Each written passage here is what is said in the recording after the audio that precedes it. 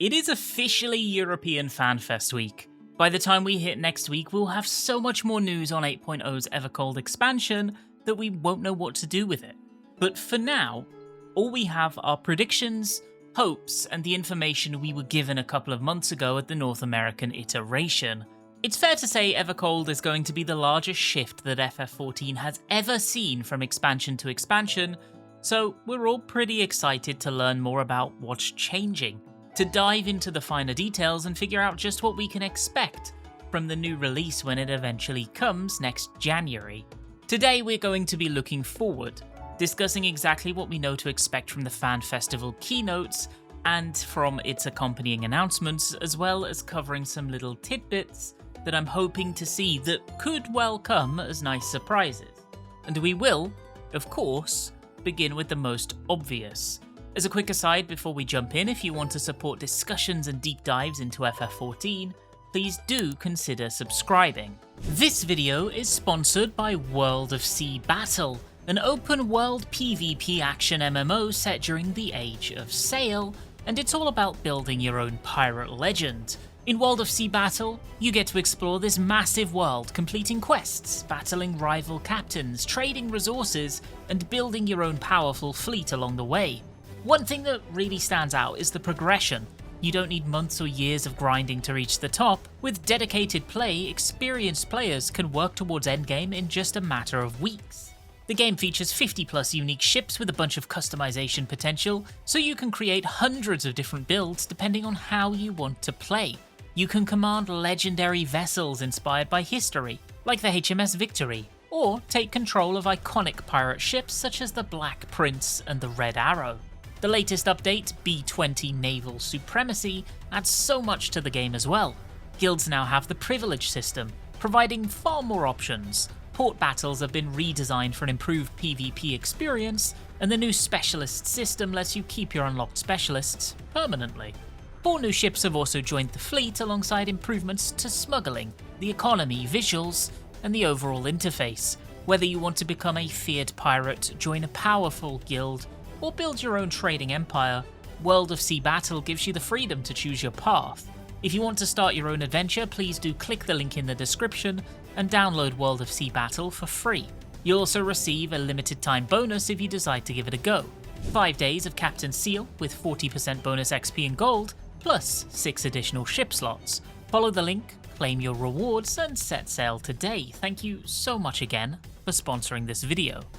First up is the announcement we all know is absolutely going to happen. It's tradition at this point to announce new jobs one by one at FanFest. One of the biggest questions on players' minds is going to be the identity of the first new job coming in the Evercold expansion. Square Enix has already confirmed that the expansion will introduce 2 original jobs, a tank and a physical range DPS, with one set to be unveiled during the Berlin keynote. Naoki Yoshida has stated that these jobs are entirely new creations for FF14, rather than direct adaptations to legacy Final Fantasy classes, and that in itself makes it a little bit tougher to predict. Another thing we're going to be thinking about is Naoki Yoshida's traditional keynote t-shirt tease. Last time he was donning a shirt with Rittertin Sass Arvina on the front, and whilst that could lead to predictions of the tank job using dual gun shields or being Garlean themed, at least I'd assume those are the frontrunners, but it's perfectly possible as well that the tagline of "Guess Who's Back" that was sat on the front of the shirt is the real hint, and it could even compound in some way into a physical range DPS. It's important to bear in mind that the upcoming tank will be taking the main tank role, conforming with the 8.0 split between main tanks and off tanks, and as a result we can expect it to fall in line more closely with Paladin than its other 3 role brothers. Whatever happens, I hope it's exciting, because it'll likely be one of our first looks at a version of an evolved mode job that is reaching close to completion in terms of design. Another major reveal confirmed to be happening at the European Fan Festival in Berlin is the first look at the next 8-player raid series. We'll be getting to see the theming, as well as more information on the teased new difficulty that will sit somewhere between normal mode and savage. This new difficulty has sparked significant discussion within the community, as many hope it will provide a challenging experience for players who want more mechanical depth without the strict coordination and optimization requirements that Savage brings.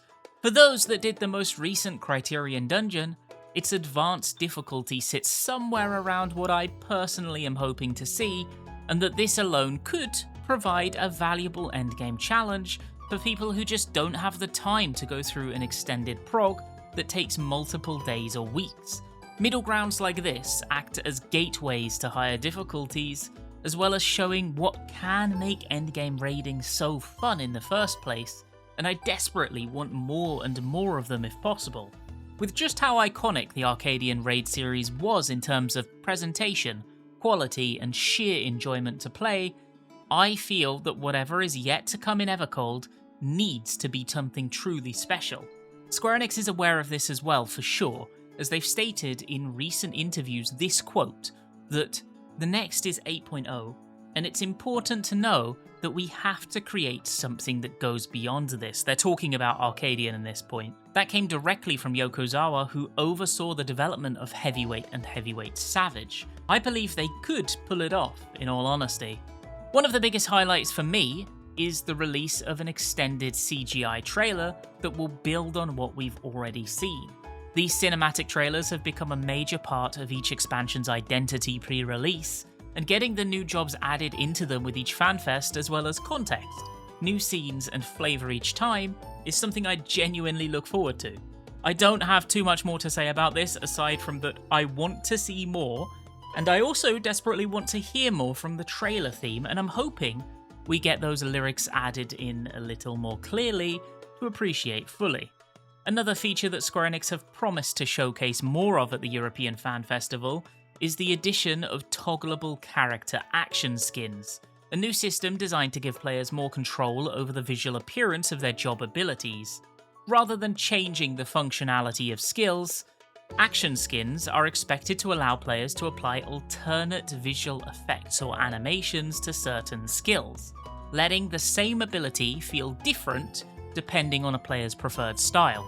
This represents a major leap forward for character personalization, and as far as I'm concerned, should be an avenue for rewards from content that the developers lean into very heavily going forwards. I'm expecting that, to start with, upgrades. For example, healer filler spells and weapon skills like Bard's AoE, where the low-level version Wide Volley was far preferred due to its animation. These are what I'm expecting to be default options for character action skins. But we could and we should see far more as well. Boss poses and new animations entirely, and these should be scattered as prizes for doing all kinds of content. It could be really great, and I see it as an Evercold version of the customization we got from Adventure Plates. We don't know a lot about it just yet, but the potential is absolutely high, and we could maybe be opening the door for collaborations, seasonal designs, or job-specific visual themes. That, and likely a big ol' Mog Station bag to fund every other game Square Enix is developing. We will also, at long last, be getting an extended look at Beastmaster, the long-awaited limited job coming to FF14. First teased as part of the game's future roadmap all the way back before Dawntrail even came out, it is finally set to be released in early September as the last main content addition the expansion is getting. And after the Evercold keynote, we'll be getting a proper look at it via the live letter. The second limited job in the game, similar to Blue Mage, it'll be receiving open world leveling content that is intended to be able to be tackled entirely solo, as well as a single player endgame grindable mode with a structure that seems to be somewhat reminiscent of Slay the Spire. I think it could be very interesting, but at this point the honest truth is that I just want to get my hands on it. I'm expecting some real information to be presented at the live letter though, especially when we consider that this has been Masaki Nakagawa's baby for months now, with him taking the lead on development and producing what he claimed was entirely new systems around supporting Beastmaster in an attempt to make it feel unique and with its own sense of depth. I think Beastmaster is really important, honestly, and will act as make or break for limited jobs in the game in general. If this one is a miss, the concept will almost certainly be shelved for good, and for me personally, I'd like to see it be a hit. There's also the upcoming Gold Saucer update, although Square Enix has yet to provide many specific details about what it will include. The Mandeville Gold Saucer has remained a beloved social hub since its introduction in A Realm Reborn, and I'm sure that I will continue to forget it exists entirely even after they've added whatever is in the pipeline. While the exact scope of the update remains unknown, my expectation is simple. It's likely going to be a collaboration event of some sort, mimicking the Fall Guys collaboration event we got years ago that I absolutely loved, but was unfortunately ruined by the number of players that would either cheat or cheese the duty in order to snowball free wins without actually playing the game. Honestly, I'm expecting to see a Final Fantasy VII collaboration to come in anticipation of the third part of the remake, which is due fairly early in 2027 as well, and funnily enough, Rebirth, the second part, is what I'm playing off stream at the moment. Yoshida has explicitly stated to expect one at some point in the future, and if there's any time to actually get one, the near future is the best bet to consider. What form it'll actually take? I have no idea, but this is most certainly what I have in mind for this announcement, and I expect we'll hear all about it in Berlin. One of the key areas Square Enix has highlighted for Final Fantasy XIV Evercold is a continued effort to improve quest design, as well as the overall player experience, and also tackling some of the emptiness in the open world. During the expansion reveal, the development team teased broader updates aimed at making the game feel more modern for players, including improvements to public fields, quests, and how content is experienced on a moment-to-moment basis. While specific details have not been revealed, this is something I'm hoping to see more of at Fanfest. This could introduce more dynamic quest elements such as branching choices, although I doubt it, improved open world activities, which I hope for, or additional reasons to revisit older areas, and I think that could be a really good way to get people moving back into older zones and new zones alike. I think anybody who has been watching my videos for a while knows I have quite a few criticisms about FF14 zone design and how they often feel empty and lacking, and the comparisons I've drawn to how Guild Wars 2 tackles this exact challenge far more efficiently. I wonder what changes we'll actually see, if any. I'm also hoping to see a more concrete release schedule for the upcoming region-wide matching, which we know is promised to come before patch 8.0. The network test will occur on Japanese data centers, with a full rollout occurring afterwards, and what I'm really hoping to get here are concrete dates. Being able to have party and duty finder matching with everybody from your region is such a game changer for queue speed as well as endgame raiding, and I'm desperately hoping the release doesn't end up delayed. For me personally, it's an insanely huge quality of life addition. I'm also hoping and expecting we'll get the chance to see something more from the evolved mode jobs. Maybe we can get a little showcase of one of the jobs they showed at North America, but this time they're further along in development so we can get an understanding of just how their kits are coming together, and maybe, if we're really lucky, a playtest of them in a real combat encounter of some sort. I think, if I'm completely honest, this is a bit of copium, but I'm just putting out there that I'd very much like to see this at either Berlin or Tokyo Fan Festival in the keynote, though honestly I'm fairly easy on which one ends up being the case in reality. I also have two hopes for surprise announcements, namely a major friends list and free company tab rework. While the current systems provide basic functionality that's needed to manage social connections, they've remained largely unchanged for years, and at this point I would argue they feel borderline unusable.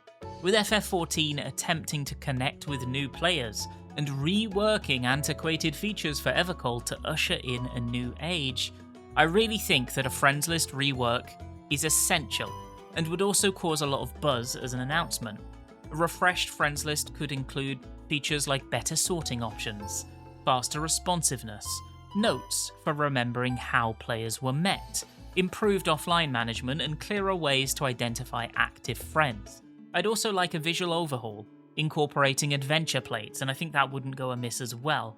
For a game built around community and long-term relationships, Improving these tools would make it easier for people to maintain connections, and most importantly, for me to remember who on earth people even are after they change their names. The free company system is another area where there is a lot of room for improvement. The current FC interface does not fully reflect how important social communities have become in FF14, particularly with the growth of cross-world play and larger scale community events. Again, it's old and antiquated, and I feel that Square Enix can do better to allow communities to build something stronger with more functionality. Neither of these are confirmed, of course, but I don't think that either are unlikely. I think the biggest crying shame is that we just have to keep on waiting before we see more information on the gearing system and just how the new adventurer menu will function in a more complete state. Those are both really big for me, but we will be waiting for Tokyo to see either, at least as far as Square Enix have communicated so far.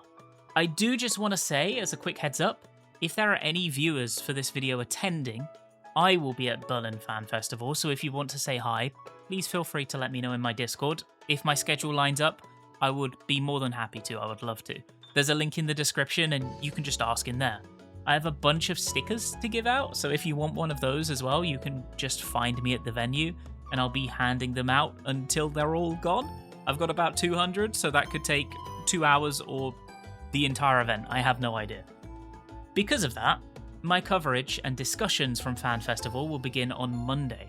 I'm flying home at literally 6 AM on Monday so that I can get to work properly, so you can expect the first videos to go up then and across the rest of the week. It's the first time I'm attending a Fan Festival, so I'm pretty excited, honestly. Immediately after FanFest, we're also going to get the final part of Occult Crescent, and I'm excited to talk about and play both. I suppose, until then, have fun, and next week we will have a lot to talk about.